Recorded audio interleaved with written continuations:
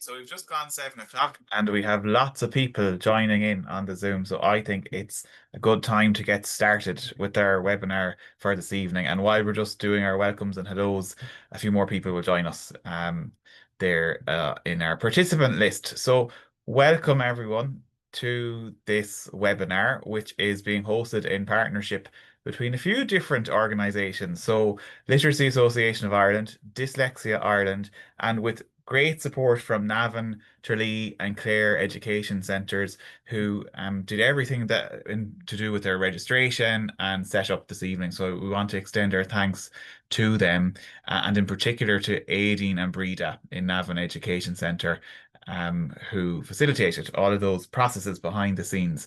This evening, we are taking an even closer look at dyslexia. And now, if you're wondering why it's an even closer look and not just a close look, maybe for some of you, your second time seeing a version of this panel on your Zoom screen. Earlier this year, the same partners came together and we had a really exciting, interesting, lively discussion on dyslexia. And there are lots of questions that we didn't get to. So we said we'd try and get back together and go even deeper this time and maybe address some of the topics that unfortunately, because we only had an hour, we didn't get to the last time. If you did join us for the first session, you may notice that we're missing Jen O'Sullivan. Unfortunately, Jen couldn't be with us this evening, but we're delighted to have back with us Paula Lehane. So Paula is an assistant professor in the School of Inclusive and Special Education in DCU and is also the chair of the IMED in Dyslexia. And we're also joined by Donald Ewing from Dyslexia Ireland. Donald is the head of education and policy with Dyslexia Ireland. And I'm Patrick Burke. I'm the current president of the Literacy Association of Ireland, and I work in literacy education also in DCU.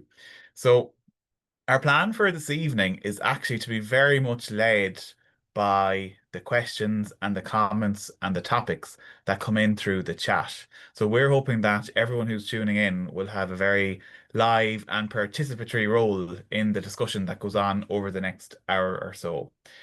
So with that, I'm actually going to turn off my slides because we're mainly going to be talking over the next little while.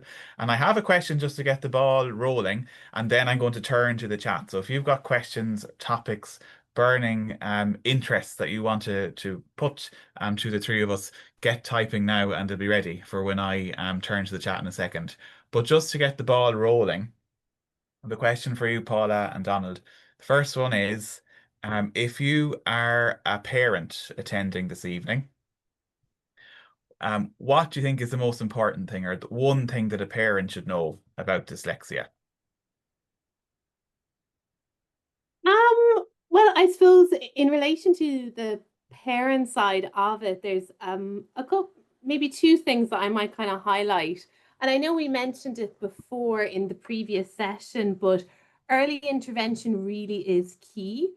That we don't need to adopt a wait and see approach. As soon as there's kind of evidence after appropriate instruction that a child is having difficulties, it's really good to trust your instincts and start engaging with the school and say, listen, can we keep an eye on this, etc. And that kind of quick out of the traps is really, really important there, I think, for that. So that might be one thing that I really highlight, that, there is an element to trust your instincts. After a while, something doesn't feel quite right. It's always good to engage with the school and start that monitoring, because we know that early intervention is key.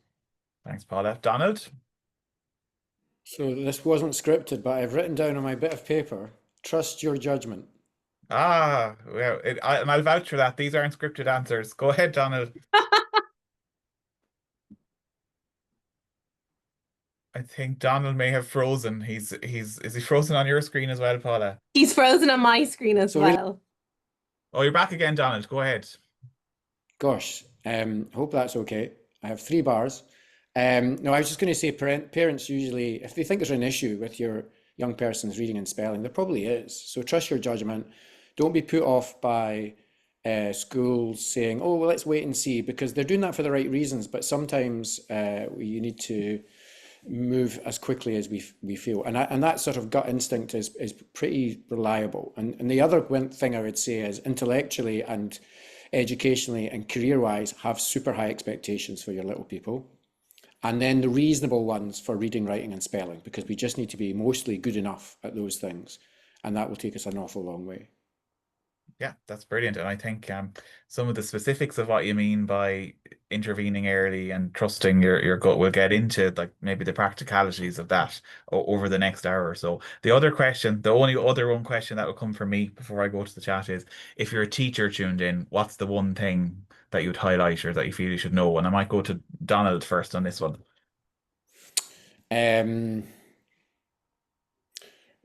Possibly similar. Mm. If you think there's an issue, when I used to be a learning support teacher, when we were still called those things, when I used to go to work out which kids I was going to work with in any academic session, I used to go to each teacher in their rooms, knock on the door on August the 28th or something and say, who do you want me to work with? And they always knew the kids that had the issues. Certainly, they knew pretty quickly. So that sort of teacher instinct is pretty good as well. And sometimes we wait and see because we're lacking in confidence about talking about the D word, or we're not sure that we have the right screening test, or we want to wait and be absolutely certain. So I would say reach out to parents and have that first chat. And in 50 years of Dyslexia Ireland being around, I don't think we've ever had a phone call complaining about a school who are reaching out to parents and saying, look, we think there might be an issue. We get a lot of phone calls about the opposite issue, saying school don't seem to be seeing anything or saying anything. And parents are assuming that school is going to make the first move on this stuff, which is a reasonable expectation. Okay. Thanks, Donald. You skipped a beat just there for a second, but I think we got everything that you said. Paula, over to you. And again, there'd be a lot of similarities between what we would recommend for parents and teachers. I suppose, listen, there's lots in terms of for teachers to be really, really aware of, and maybe we'll talk about some more of these later. But I suppose one thing, just kind of maybe piggybacking what Donald said in relation to have high expectations, for teachers, that's the exact same thing as well. And I think sometimes we forget that for learners to be motivated to come with us on something that they find very difficult, can we try to create conditions for success in this area? So how do you structure your lessons to ensure conditions for success and motivation? So it's moving away from those maybe activities that we often go back to. So things like round robin reading or volunteers for reading. Could we adopt a more inclusive approach? Things like paired reading, choral reading, readers' theatre, modelling, echo, so that they have this chance for success with peer, with support as well, because it's success breeds motivation, not motivation breeding success. And I think that's really, really supportive and helpful for learners to know, well, there's an expectation for me to try hard and do well, and I'm being supported to do that as well, I think. Okay. Thanks, Paula. Thanks, Donald. Now, as we anticipated, we didn't need to make a list of too many questions to get us going because we already have dozens of them in the chat. So I'm going to do my level best to kind of put them to Paula and Donald over the next little while. Um, and one that stands out to me, which is an interesting one, from that's come in through the Q&A, is around having conversations with the class about dyslexia. So I know myself, as a former class teacher, children do notice when there's maybe slight accommodations or differences, I suppose, in the approaches being used in school. So would you advise that this is a broader conversation to have to explain? Or have you any thoughts on that, Paula and Donald? So, what advice would you have for the classroom teacher, when maybe talking about those maybe differences in the classroom?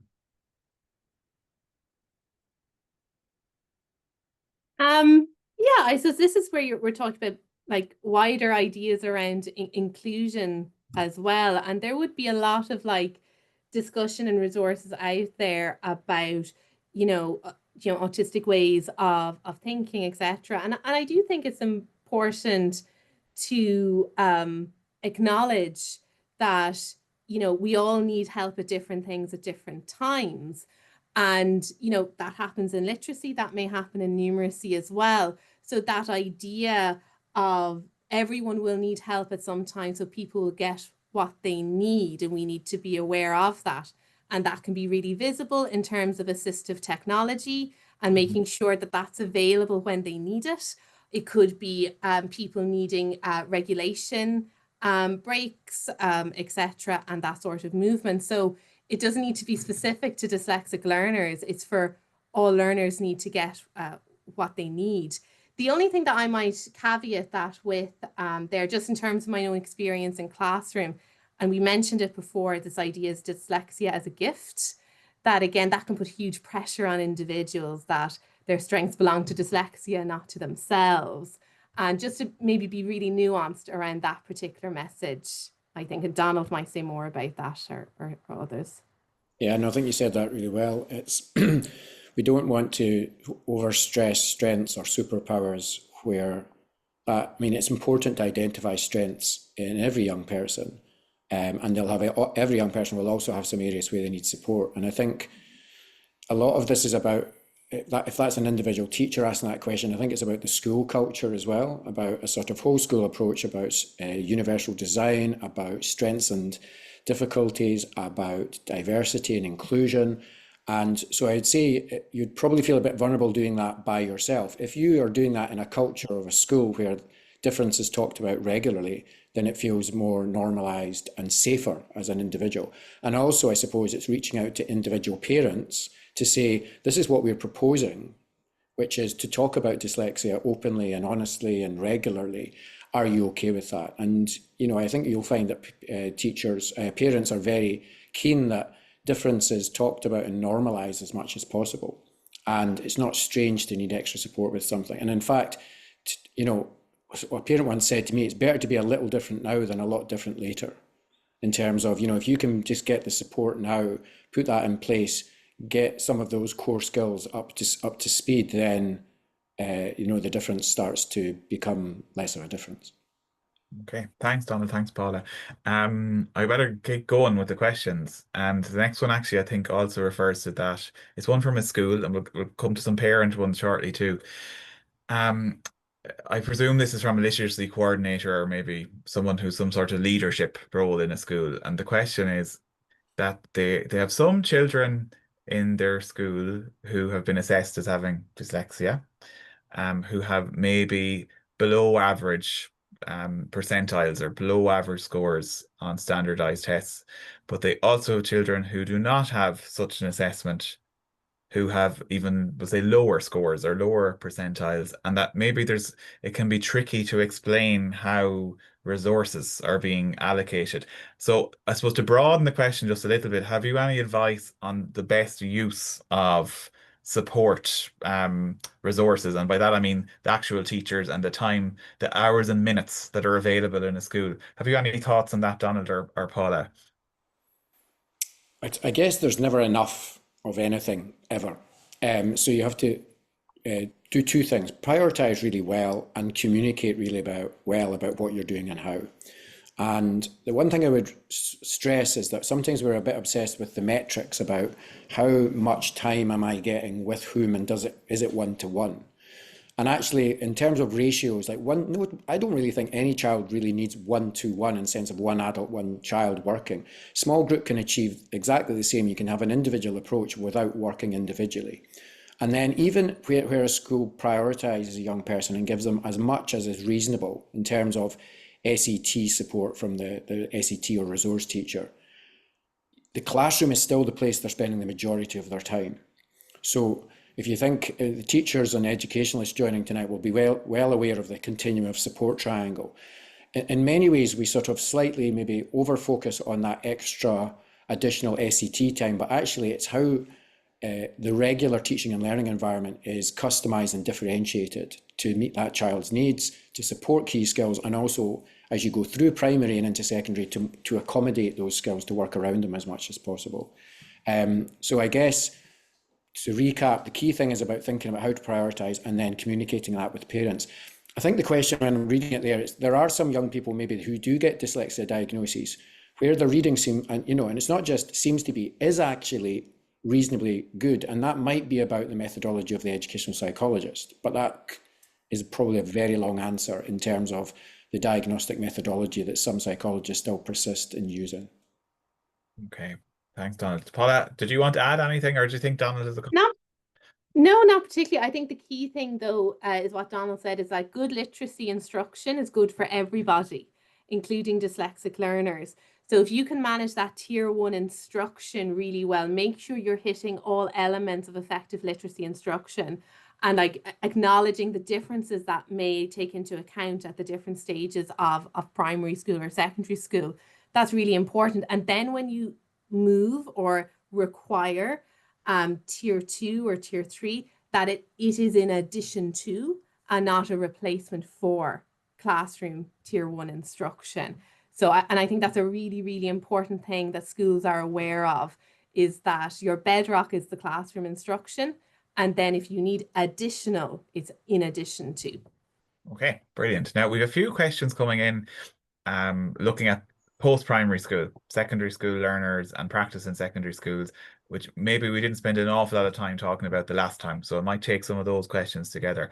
And the first one is, it's relating to memory and unfortunately the level of maybe learning that's required for some of our state examinations. And just to read out the question, it's how can I help an 18-year-old student memorize for the Leaving Cert? Now we could have a large discussion on even the idea that you need to memorize stuff for an exam. We'll park that for a second. I suppose if we get to the helpful bit of it, it is what strategies or supports in your experience are helpful for learners at that age getting ready for state examinations?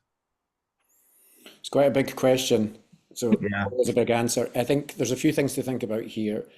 First thing I would say is your school should be supporting you in this regard in terms of study skills, and you might then think about if they can offer something additional in terms of for young people who learn differently, there could be some extra support around how to study. And I think one of the key things is how to study. Some students are probably not as aware of how to study effectively for exams. And also that varies massively based on what you're studying. So depending on the subject we're talking about, there is still, probably unfortunately, a case for learning off an essay as a good strategy for doing well in your Leaving Certificate. So what are the key things to approach instead of in terms of things like keywords? I'm not a post-primary teacher.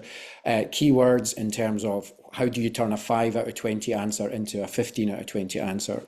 And I think a lot of the grinds approaches seem to work from the exam backwards to say, what is good exam technique? And then how should you prioritize and spend your time studying so that you can, maximize your efficiency in the exam? And some of that for our dyslexic learners is about time management, because unfortunately we still don't have extra time for state exams in Ireland. Hopefully that is coming soon. But in the short term, there is a time element, which means that sometimes people don't get finished or might spend too long on lower points questions. So it's taking quite a meta view of the whole exam to think about how can you be as efficient and effective in an exam as possible. Yeah, I suppose there might be just two things that I kind of highlight there, and kind of building on what Donald said about knowledge of, study strategies. And again, in post-primary, there's, particularly dependent on the subject, there's a high level of academic language and tier 3 vocabulary. So really kind of subject specific ones there. And it's really important to remember it can take over 20 exposures to a word to actually have it really embedded within your memory. So there needs to be regular exposures to the vocabulary to bring that in. So it's not about doing, I'm going to do all of the animal cell this week and I'll have it in my head then. I'm going to have to return back to this in the regular. So that idea of, interleaving these ideas and having that, because, there's such a high level of academic vocabulary in post-primary that you need to be building in time for multiple exposures to that. And maybe just one other thing there that may be useful is paragraph writing. So there is a structure to paragraph writing and demystifying that. And what does a good answer look like in history? What does it look like? Do you have a topic sentence? Do you have evidence to support? And do you have a concluding sentence? Even having that three-part element broken down is hugely useful to anyone who engages in writing. There's different kind of frameworks, there's Peel, etc., that you can use. Some post-primary schools do use them. If you're in primary, could you start using that maybe just in advance of transition? Okay, brilliant. And there's a few questions there just around more general advice for supporting literacy in secondary school for dyslexic learners. Is there anything you didn't get to mention there, just in the broader picture? Maybe not just around the state exams and the learning piece, Donald or Paula, like what would good practice at that level look like? So I was asked by a deputy principal a couple of weeks ago. They were doing a training session in their school before the kids arrived. And she said, I've got half an hour on dyslexia. I said, okay, can you not get any more? And she goes, give me 3 top tips. That's all I've got time for. So frustrating as that was, I wanted to be helpful. So the first thing I said was every teacher who teaches your son, daughter, young person needs to know that they're dyslexic, and don't assume they do. Because schools are busy places and you might think, well, they knew last year, so I'm sure the information was passed over. It might not be the case. So just not just in terms of how they adjust the curriculum, but that empathy and understanding, so they don't misattribute a difficulty for something else, like carelessness or not paying attention, these sorts of things. Simple things like assuring a young person that you're not going to point at them and ask them to read out loud in front of their pals or their peers or their strangers because they're first year and they don't know everybody that well. A friend of mine once said to me that it wasn't being asked to read out loud that caused her anxiety, it was the fear that it could happen any time. She said it only happened once in a while. So just the teacher knowing that you know that I know that I'm never going to do that. Now, if you volunteer or rehearse something, that's absolutely fine. So no public reading, and also the flip of that would be no public writing. So not exposing someone for spelling mistakes, and being careful about flip chart pen or magic marker and going up to the board and writing in front of other people, which doesn't happen that often, but it could be a case where that's the case. So that, in those 2 or 3 things, immediately lower the anxiety and kind of worry that might be there low level day to day in school. And that alone, before we get into sort of discrete literacy stuff, can make a big difference. That's brilliant. And I think that shared understanding you talk about there is so important, Donald. And it links with what Paula mentioned earlier around the idea of, say, round robin reading just not necessarily being a good idea in general anymore.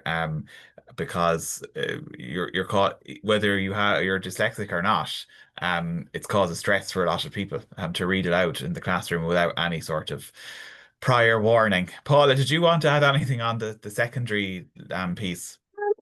Yeah, I suppose just in terms, I'm just thinking about how challenging some of the texts are in post-primary schools. And I suppose from a teacher's perspective, what kind of scaffolding can be brought in when you're working with these texts? So is it about identifying the key vocabulary in advance, going through what does this mean, unpack it, and then let's seeing it in context? Is it about demystifying the structure, maybe? And like even kind of saying, well, let's just have a really quick, we're not going to read anything, we're going to have a look at the different headings. And what do we think this means? And you know, all of that coming in, and you know, not being afraid if you're doing a geography text, could you also include some visual texts and visual images to support that element of literacy, to create a more in-depth understanding of the topic, be it magma, lava, versus how a town developed? Okay, thank you, Paula. Now, while I've been trying to double task or multitask here, I'm not very good at it, but I've been listening to you and also scrolling through questions there, trying to find themes. So because there's so many of them, I want to try and, you know, address a few of them at the same time. There's a series of questions around cognitive tests, and I know this is something that came up previously in our last webinar. Actually, someone who was at the last webinar is citing you, Donald, from the last one. And we have a few participants here this evening wondering, how can you assess with confidence without using IQ tests? And just for anyone who maybe wasn't here the last time, Donald, if you'd be happy to give, you know, the brief explanation of the discrepancy model first, maybe before you get into that, that would be helpful. And Paul, I'll go to you then next, if that's okay. I don't know how to be brief about this, but I'll do my best. You don't need to be brief. Take the time you need. It's an important one, I think. So there is a premise, which is that, you know, you think about dyslexia, if you are a bright kid and this is your IQ level and it's up here, and your reading and spelling is way below scores wise, if you like, then that's a bit strange and surprising. We can spot these kids quite easily in classrooms. These are the kids that can tell you all about their weekend in Kerry with great vocabulary and storytelling and pace and expression. And then when they write in their news copy on the Monday morning, that is very light, 2 or 3 sentences, no vocabulary, lots of spelling mistakes, looks like they didn't put much effort in. Is that the same child type moment? So these are the kids that are quite easy to spot. And the theory around discrepancy model is that bright kids who are smart and able in lots of other ways should be able to read at the same level. And when they don't, that's surprising, and that's what dyslexia is. Now that's quite easy to explain, I suppose, even using very primitive visual supports here. It's also quite easy to assess for, because you just do an IQ test and you do some literacy tests and you look for a gap. It's not quick, but it's pretty easy if you know what you're doing. It's just the problem with that is it's not true. And that's a big deal in terms of evidence-based practice. The correlation between intelligence and dyslexia is not strong. And most modern definitions of dyslexia are very clear about the fact that they don't link it to intelligence and they don't require an ability or cognitive score in order to assess. And we've known this for more than 30 years. There was a big paper done, or a big special issue of Dyslexia Journal done in the mid-90s when OASIS were around the first time. And we knew then that this was the wrong way to do it. But we see a lot of assessments come across our desks in Dyslexia Ireland from other psychologists, because often people come to us wanting have queries or they don't understand something. And I've yet to see one that doesn't start with an IQ test, apart from the ones we do ourselves. So the problem is that we haven't updated how we go about assessing for dyslexia. What we're looking for are significant and persistent literacy issues. And unless you are worried that a young person maybe has a general learning difficulty, which is, to be honest, if you've been a teacher or you're a parent, you will know what that looks like. So we can rule that out quite quickly. And then we can just focus on the literacy profile. And if that is way below what we would expect, and there's some dyslexic errors within there and the qualitative stuff, then we can be confident. And we don't need to revert to a disc completely. Not just, this is not opinion. I've not done any personal studies on this. I've just read loads of articles that say we should have stopped doing this a long, long time ago.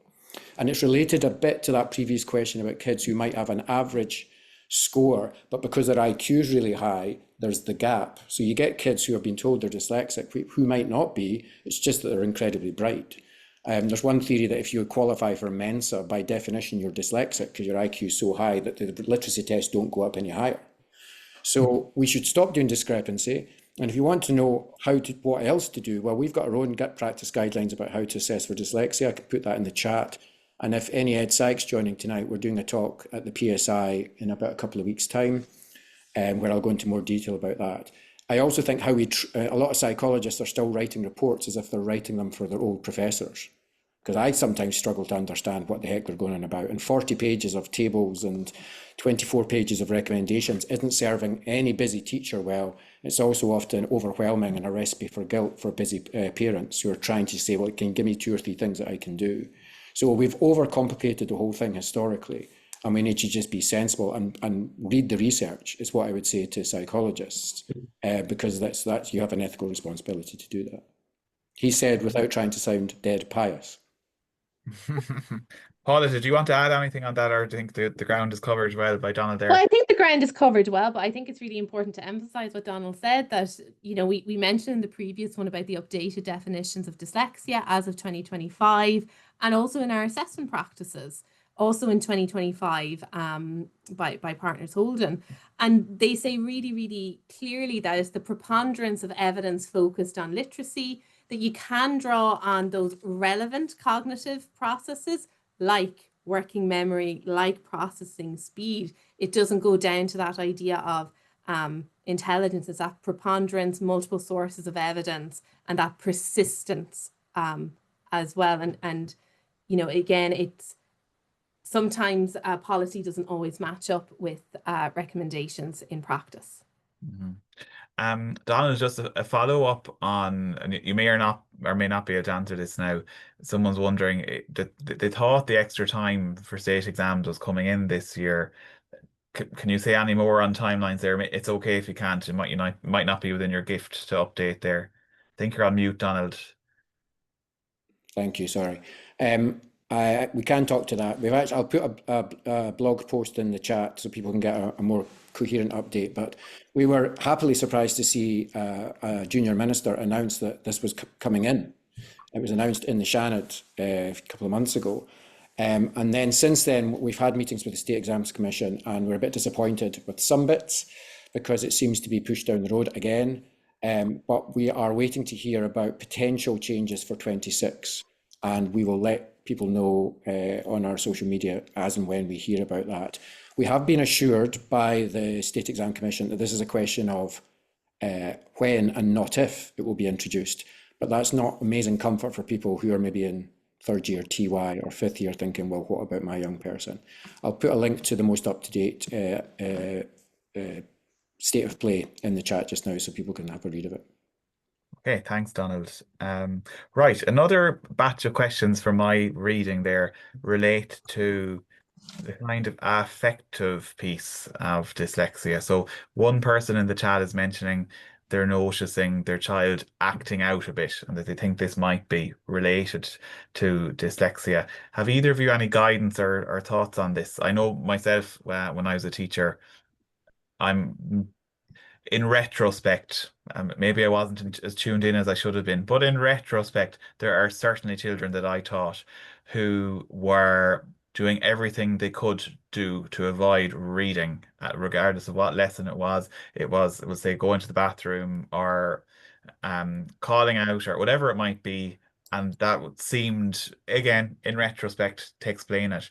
But have you any advice, I suppose, for parents or teachers who have children in their class who are maybe starting to be negatively affected, like their perception of themselves because of maybe some of the literacy difficulties that might be associated with dyslexia?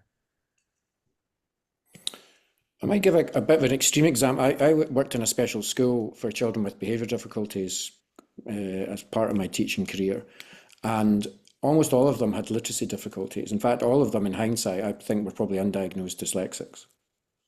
And the story about these boys, and they were mostly boys in my class, were that they were so bold that they didn't learn to read. But actually, I think they found reading so hard, so toxic, and so quickly, junior and senior infants became really hard, that they started to act out. And these were young people probably who had other risk factors in their lives that meant the acting out became big quickly. At the other end of that scale, you might have people who have got avoiding behaviours, which is paring the pencil or visits to toilets, or parents coming home from the office and dreading homework, their child's homework and they're in third class and it's taking more than an hour because getting started and all these things. So I think a lot of that response is quite a normal experience to an abnormal situation, which is your needs not being met. Imagine going into intermediate or Arabic class down the local further education college. How would you behave in that environment where the level was too high for you? And what you needed was the supports of the beginners class, where all those avoiding behaviours or those kind of like off-task behaviours suddenly disappear because the learning is right. There was a report done in Scotland years ago by the then Scottish Government called Better Behaviour, Better Learning, which was a call to reduce challenging behaviour in post-primary schools. The idea being we can keep kids in their seat and saying the P's and Q's, they'll learn better. And every psychologist that I knew said they've got that the wrong way around. If we get better learning, we get better behaviour.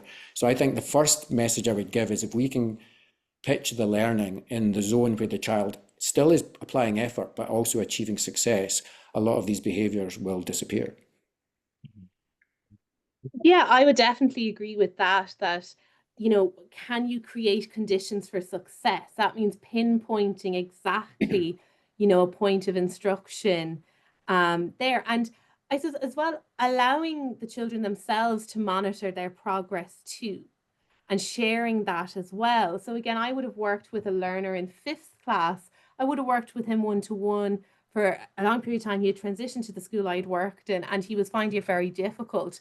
We were doing a very traditional program, very boring, if I'm going to be honest. It was very much focused on that decoding because he had missed so much of the initial code-based instruction.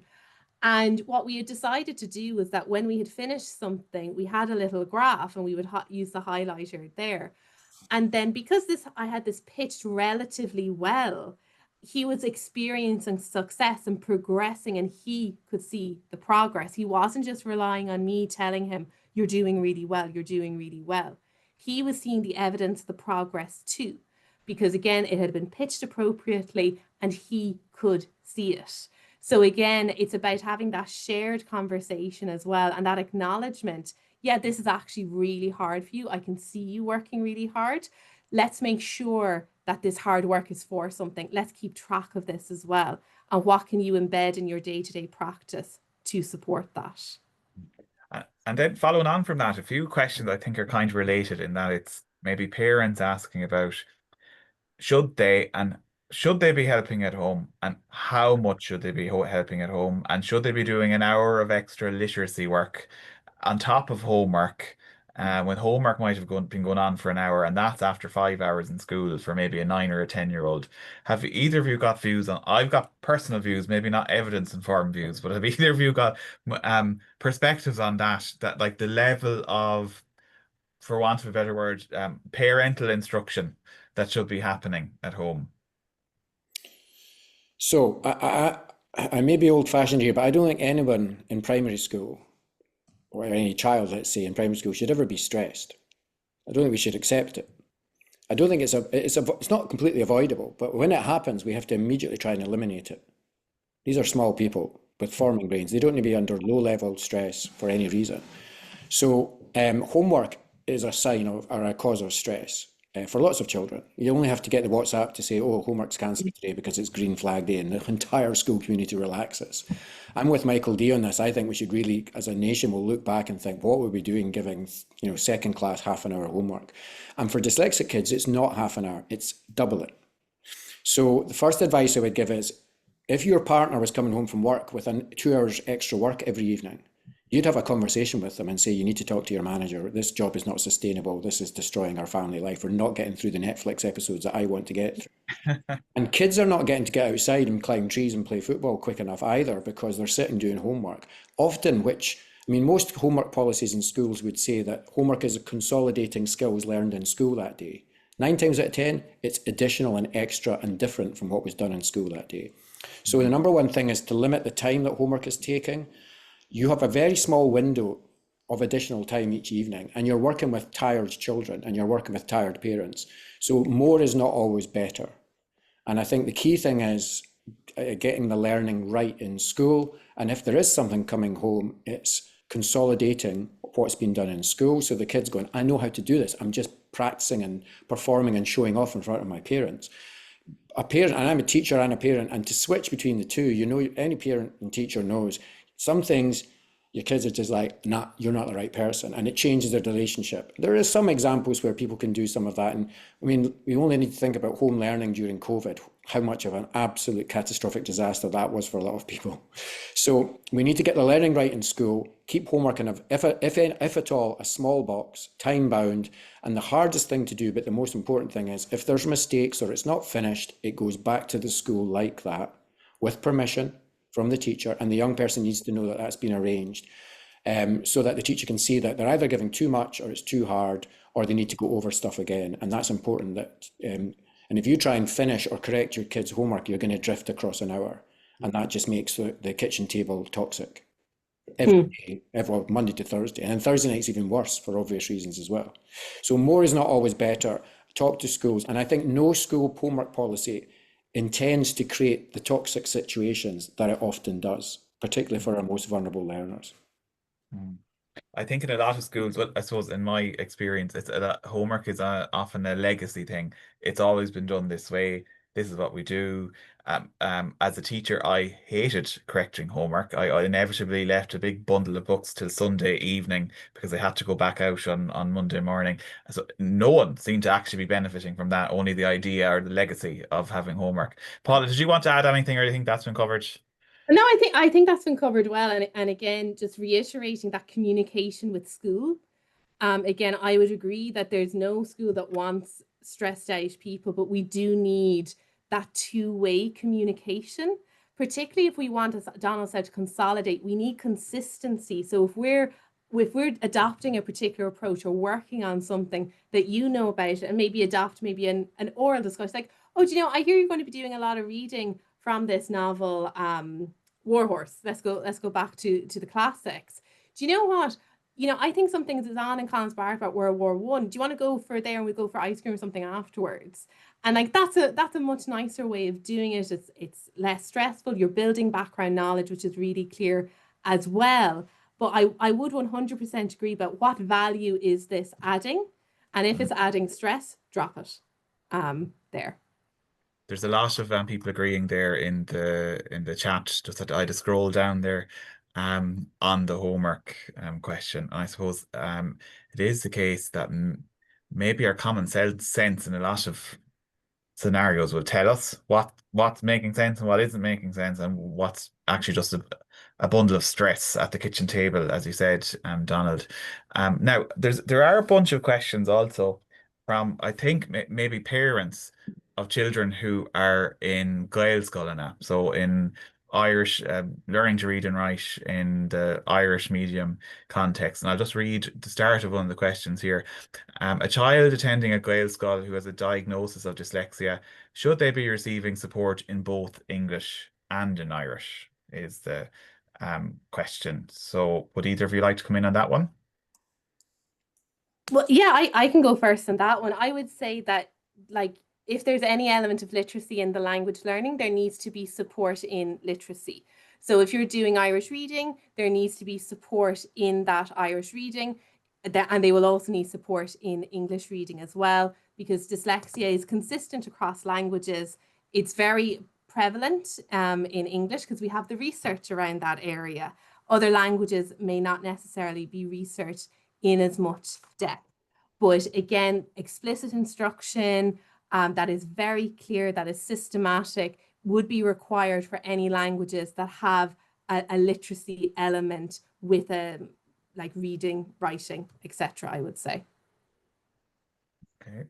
And I think some of the questions there also relate to maybe the differential level of support that may be available in different languages, and also the resources that are available there. Now, this is something that I'd be hopeful myself that we're seeing a bit of a sea change in this area, that the wildly different approaches to teaching reading in English that have, like we say, using phonics and very structured, careful approaches that have been common in Ireland for at least 20 years, that we're beginning to actually see, well, maybe it's a bit mad that we're not also drawing on more structured sequential approaches for learning to read in Irish as well. And I think to some extent that is true. It's certainly true in a lot of English medium schools that historically reading and writing hasn't been taught systematically in Irish. But I think it's true to an extent in some Gael Scoilna too, that that systematic phonics piece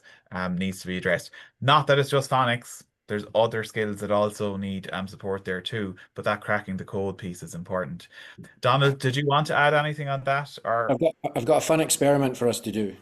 okay, go. So how many letters are there in the alphabet? I don't need anyone to answer out loud.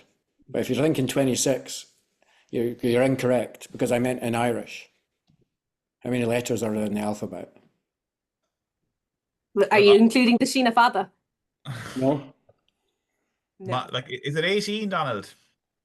I think it's 18 or 19, something like that, okay? Yeah, because there's So, no Z and there's no, yeah. U, V, X, Y, Z, K, things like that. So here's the next question. In your school or in your son or daughter's school, is there learning support for reading and writing? And you're all nodding now saying, well, yeah, not enough, and we'll have to fight to get it sometimes. But no, I mean in Irish. And often the answer is, what do you mean? And it's a core subject, but often we don't provide learning support. Next question, does your school have a clear idea of how it teaches phonics? Guess what I'm going to say next? No, in Irish. So the answer often for English is we know 26 letters. Yes, we do have reading and writing support. And yes, we do have a clear scope and sequence, decoding, phonics-based approach. Except for the other core language, often the answer is no, or I don't know, and no, and no. And that's weird, I think, that given the priority that we place on the language, that we don't have the requisite resources and time spent on it. And you think about, again, that continuum of support, there's very little at levels 1 and 2. And then there's a big debate, which we're hopefully not getting again tonight, about Irish exemptions. Everyone has an opinion about exemptions. I would say have a good opinion about support and have a good opinion about science of reading approaches to teach Irish before you have an opinion about exemptions, and then we'd probably be in a better place. Mm-hmm. Well, I suppose one thing I'd add to that is I totally agree that on the support thing. Like I never taught in a Gael school, but in an English medium school, it would never cross your mind to even think about support in Irish. Which says a lot around, I think, how it's regarded in hierarchies in curriculum subjects.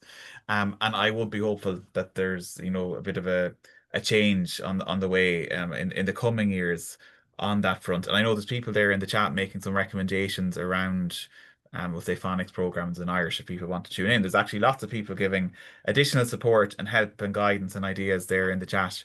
If you're not tuned into it, go in and have a look while we're going here. One point I see a colleague of mine here is bringing up around, maybe we've talked a good bit here about foundational literacy skills, and this Patty Roach, hello Patty, around foundational literacy skills and the importance of them and the fact that they need attention, because without them, reading and writing is going to be very difficult, but that there are other skills and other talents that need to be highlighted. And I know we've touched on the idea that this idea of dyslexia as a superpower can be not necessarily the most helpful way of framing things. But have you any advice on making sure that balance is right? That yeah, you give the support for the foundational skills, but then you look at other things too. Have you any tips for teachers or parents on that front? I think it goes back to what Donald said earlier on, is that this would be advice for everyone. So when you're in a school, do you adopt a strengths-based approach? Is everyone able to say what they're good at and not just what they're bad at? Because again, that's very much a thing that can be dominant in a school. Like, I go out to this person because I'm bad at, and like I would hear family members say that, and then I would always have to push back and say, but you are also good at this. You need to adopt a holistic view of yourself. And that I think is much easier to do in a group. And that we are all there being able to, because I might not be able to identify something good about myself, but my friend next door could. And again, it goes back to this idea that, can we support everyone so that when we are supporting a dyslexic learner, that dyslexic learner is able to identify, we all need help at different times. This is what I need help with. And I think that might be a more cultural shift that might need to be taken into consideration. That's a really good point. I think you've got to remember, like dyslexia, most definitions use the word specific somewhere in their definition, because like language is more than just reading and spelling. You've got the oral and oral sort of oracy as well. So if you ask me to write about my holiday in Kerry, I'm not going to be able to show off how much I know, and my strengths won't come out, and my talents and my creativity won't come out. If you give me some props and some supports and some accommodations, it could be a laptop, it could be mind map, it could be a graphic representation of your trip. All of a sudden, I can talk to it, I can speak to it really well. In fact, I'm better than everybody else in this class of doing this. And we can support those skills with things like speech and drama. I'd always say to young kids, when you enter the office when you're 23, if you still have offices in when they're 23, no one likes public speaking. If you're good at public speaking, you'll thrive. There's loads of people that will take the minutes of the meeting and check your spelling for you. That stuff isn't that important. The original, one of the original mentions of the word dyslexia was back in 1893 by an English doctor called, I think his name was Morgan Pringle, or Pringle Morgan, never get the name right. But he did a case study of a little kid called Percy in a private school in the home counties. And he said, I'll butcher the quote, but I'll try it. If the curriculum was delivered entirely orally, Percy would be the smartest lad in the school. Mm. And you know what? He was the smartest lad in the school, probably. But what his point was, I can imagine back then it was even worse than it is now, but it was all about drill and kill, and it was about grammar, and it was about perfect spelling, beautiful penmanship. And we've completely moved on now. We don't value perfect spelling anymore, and we don't value perfect penmanship. There's no such thing as pen licenses.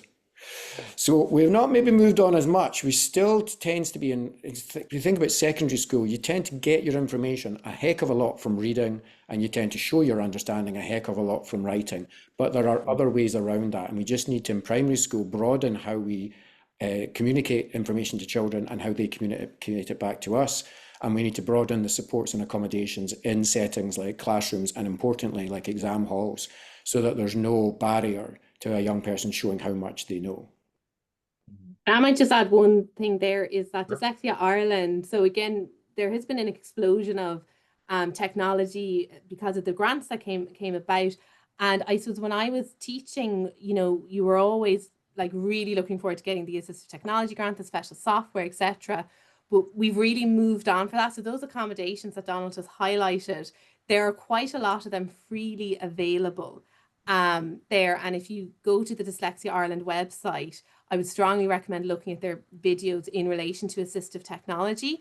They're freely available and can be embedded quite easily there. The only thing I would say to that, when we provide these accommodations, as we should, make sure that we're also teaching how to use those tools appropriately. So if you need to show them how to insert an image or how to organize their folder on screen, and I'm very happy that you can't see my desktop at the moment, but how to organize all these resources, that is also part of developing that skill set with using those tools and technologies, because they can open up worlds, but they also need that explicit teaching element there as well. There's really no such thing as a digital native. We all need to get used to these different tools.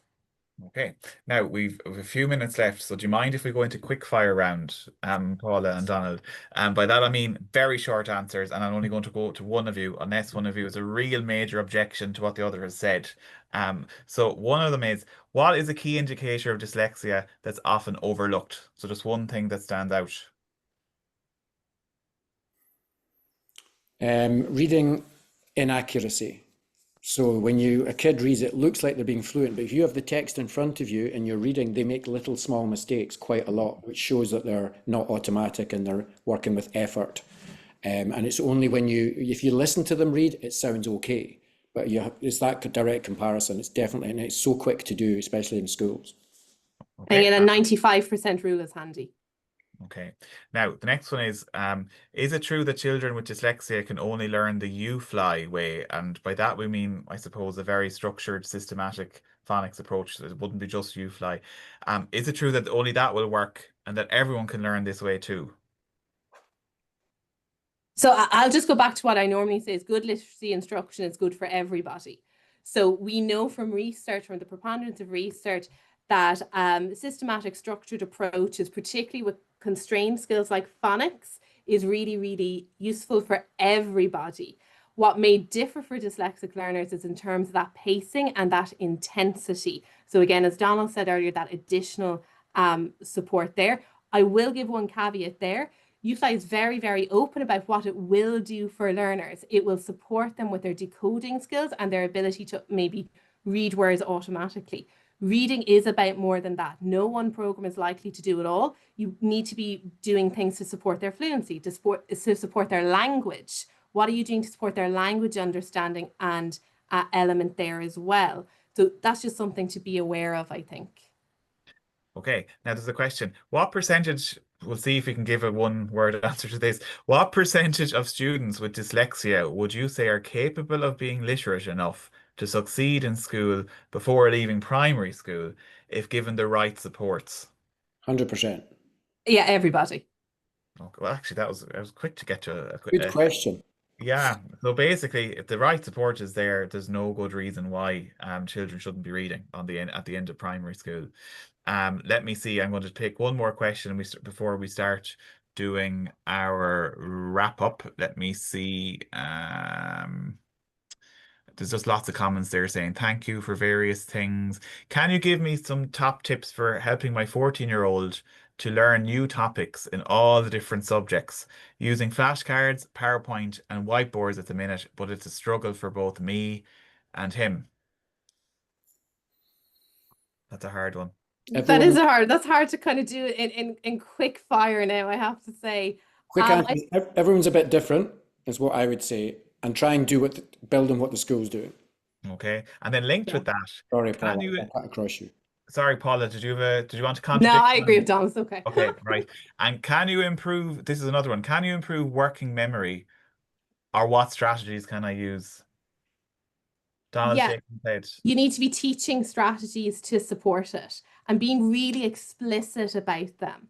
So again, if tell them why it's good to write notes and write things down.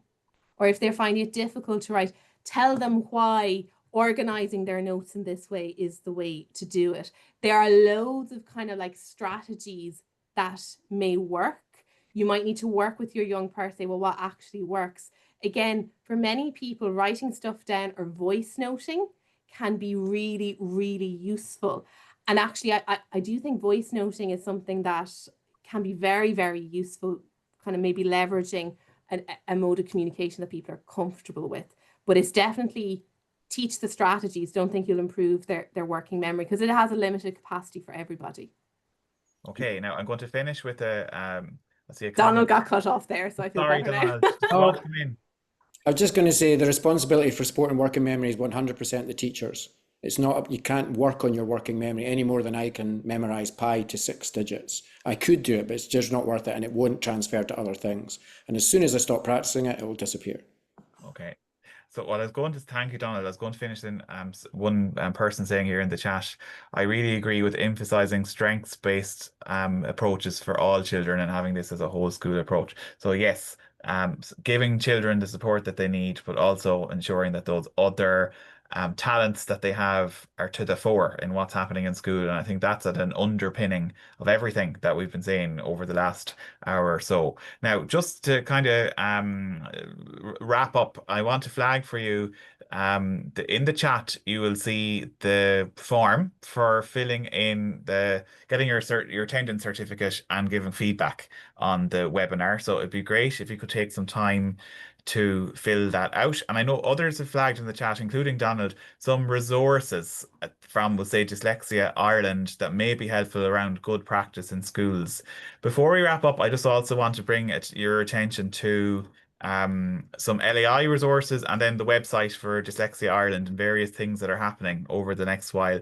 So do tune in if you found this webinar helpful and you want to stay in touch with us. Our details are there on the screen, so you can follow us on social media or visit our website. Equally, Dyslexia Ireland are on every social media account possible from what I can see here. All of the different tags are there. I don't see any TikTok dances from Donald, though. TikTok isn't there, Donald, yet. You'd be great at that, Donald. I'm tipped to the groove on TikTok, yeah. Okay. And for anyone, if you found this webinar helpful, we've got more webinars coming over the next little while. You can become a member with the Literacy Association. You can see the website there on screen. We have a webinar coming up in on the 7th of October on choosing books in Irish in Ard agus an agar conas leabhar around the Léhóirí ógan na Gaeilge. And I'm also flagging with you, if you are one of the post-primary people on with us this evening, we have a very exciting webinar with Professor Jessie Ricketts looking at supporting reading across different subjects in post-primary school. That may be helpful for some of those comments that we heard there earlier. A lot of the stuff we do on literacy tends to look at early childhood and primary, so we're deliberately trying to give more support for teachers in that upper primary, or sorry, post-primary space as well.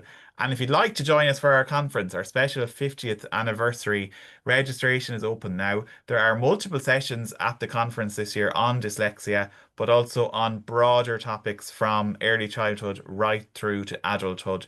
Buy your tickets now if you'd like to tune in for our conference taking place on the 7th and 8th of November here where I am right now in DCU, St. Patrick's campus. Paula, I know you're across the way. You're also still on DCU, St. Patrick's campus this evening. We'll wrap up there. Thank you, everyone. Thank you for our support behind the scenes from Aideen.